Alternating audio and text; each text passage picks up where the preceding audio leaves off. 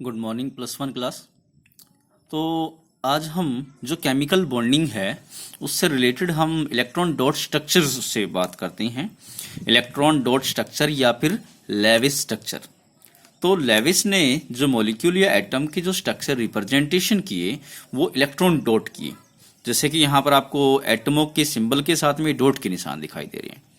तो ये डॉट क्या दिखाते हैं? ये डॉट दिखाते हैं जो अंतिम जो वैलेंस सेल होती हैं उसके अंदर इलेक्ट्रॉनों की संख्या को दर्शाते हैं, वैलेंस इलेक्ट्रॉनों को दिखाते हैं।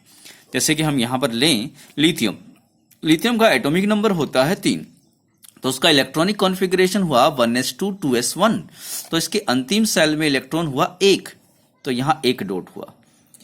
यहाँ देखें बेरिलियम, बेरिलियम के ऊपर एटॉमिक नंबर हुआ 4, 4 का कॉन्फ़िगरेशन हुआ 1s2 2s2। अंतिम जो सेकंड सेल है उसमें इलेक्ट्रॉन हुए 2, तो 2 डॉट दिखा दिए। जैसे कि हमारे पास आया कि बोरोन, बोरोन का इलेक्ट्रॉनिक कॉन्फ़िगरेशन हुआ 1s2 2s2 2p1। तो दूसरी जो सेल है, अंतिम सेल है 2s2 2p1, इनमें इलेक्ट्रॉन हुए 3, तो यहाँ 3 डॉट दिखाएं। कार्बन के ऊपर देखें तो 1s2 2s2 2p2, तो यहाँ पर 4 इलेक्ट्रॉन हुए 2s2 और 2p2, 4 इलेक्ट्रॉन हुए अंतिम सेल में, तो यहाँ 4 डॉट दिखाए। इसी प्रकार हमारे पास अगले एटमों में, तो ये एटमों के लेविस सिंबल है। जिस प्रकार हम अंतिम वैलेंस इलेक्ट्रॉनों को उसके चारों ओर एटम के सिंबल के चारों ओर दिखाते हैं। यहां पर हम बात करते हैं electron dot structure of the molecule. अब देखिए, हमने लेविस ने अपना रूल बताया था, लेविस और कर्सल ने अपना रूल बताया कि ऑक्टेट रूल। उन्होंने कहा कि कोई भी एटम अपना ऑक्टेट पूरा करना चाहेगा, अंतिम सेल में अपने 8 इलेक्ट्रॉन पूरा करने के लिए वो क्या करेगा कि अपने दूसरे एटम के साथ में या किसी दूसरे एटम के साथ में या तो इलेक्ट्रॉन लेगा या देगा या फिर शेयर करेगा, और इस प्रकार करते हुए वह उसके साथ मिलकर अपने 8 इलेक्ट्रॉन पूरे करेगा। तो जैसे कि हम यहां बात करें तो Cl2 मॉलिक्यूल बनेगा। Cl2 में Cl जो मॉलिक्यूल होता है उसके पास 7 इलेक्ट्रॉन होते हैं।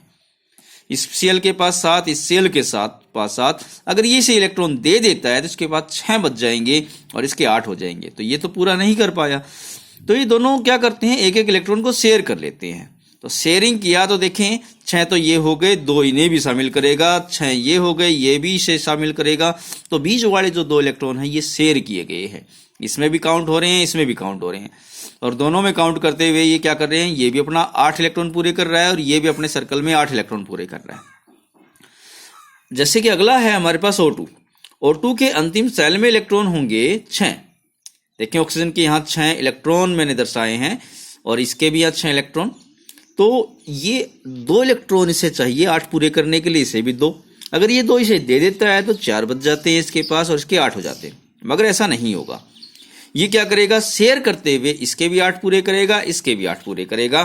तो यहां देखें 2 इसके इलेक्ट्रॉन आए, 2 इसके आए, शेयरिंग हो गई, तो 4 ये 2 2 8 इसके हो गए। इस सर्कल में देखें तो 4 ये 2 ये 2 ये, इस प्रकार यहां डबल बॉन्ड बनेगा। जैसे हम नाइट्रोजन के केस में बात करें तो N2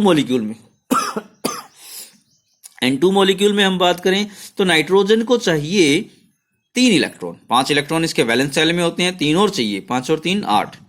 तो ये क्या करेगा, 3 इलेक्ट्रॉनों को शेयरिंग करते हुए अपने 8 इलेक्ट्रॉनों को पूरा करेगा और नाइट्रोजन के बीच में ट्रिपल बॉन्ड यहां पर बनेगा। आगे हम चलते हैं, जो हमारे पास अगले मॉलिक्यूल जो आते हैं,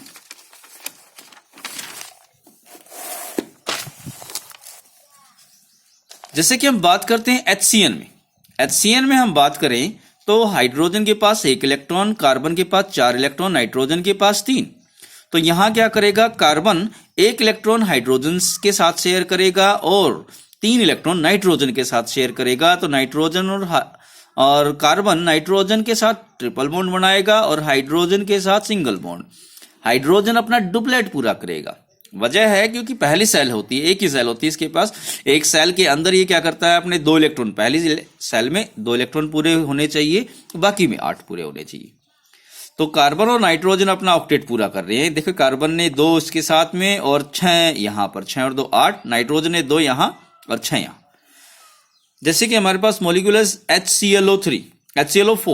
HClO4 में हम बात करें तो 1 हाइड्रोजन आ गया, 1 क्लोरीन आ गया 7 इलेक्ट्रॉन के साथ में, और 4 ऑक्सीजन एटम आ गए। यहां पर क्या होता है, क्लोरीन ऑक्सीजन के साथ एक इलेक्ट्रॉन शेयर करता है, इस ऑक्सीजन के साथ यहाँ डेटिव बॉन्ड बना रहा है, दोनों के दोनों अपने इलेक्ट्रॉन दे रहा है शेयर करने के लिए।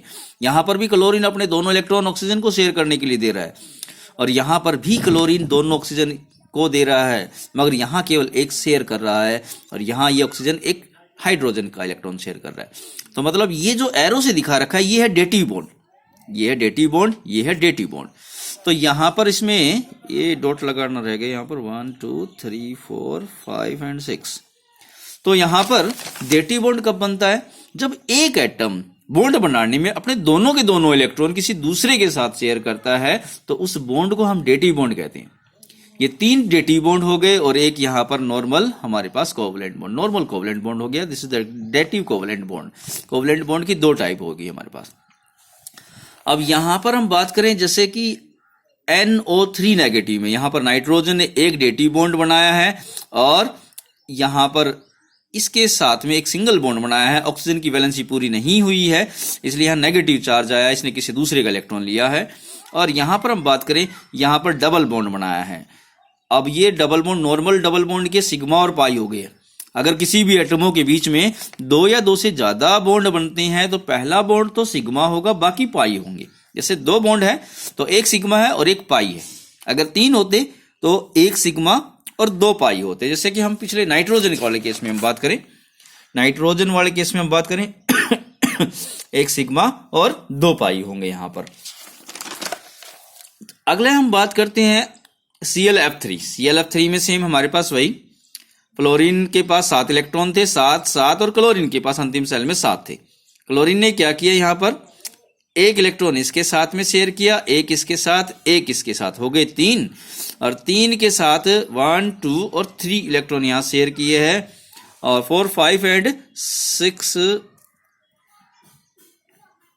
1 2 3 4 1 2 3 4 5 6 7 8। तो यहां पर इसने क्या किया है, 8 इलेक्ट्रॉन यहां पर पूरे किए हैं। जैसे हम बात करते हैं इसमें NaCl में, NaCl में हम बात करते हैं कि Na और Cl, Na के अंतिम सेल में एक इलेक्ट्रॉन होता है 1s2 2s2 2p6 3s1। ये एक इलेक्ट्रॉन इसको दे देगा तो दूसरी सेल के 8 पूरे हो जाएंगी। तो Na पॉजिटिव अपने दूसरी सेल में 8 इलेक्ट्रॉन पूरा करता है, एक इलेक्ट्रॉन तीसरी सेल का इसको दे देता है। इसी प्रकार MgCl2 में बात करते हैं, Mg यहां पर एक इलेक्ट्रॉन इसको देता है, एक इसको ये दे देता है, तो ये अपने 1s2 2s2 2p6 3s2 के 2 इलेक्ट्रॉन दे दिए, तो 2s2 2p6 में अपने 8 इलेक्ट्रॉन पूरे किया और इसके 8 इलेक्ट्रॉन यहां पर पूरे किए। ये दोनों जो एंडिंग केस आए हैं ये आयनिक बॉन्ड के हैं, और इससे पहले जो हमारे पास केस थे वो हमारे पास कोवलेंट बॉन्ड के केस थे। तो आज के हमारे पास ये ही हमारे केस है।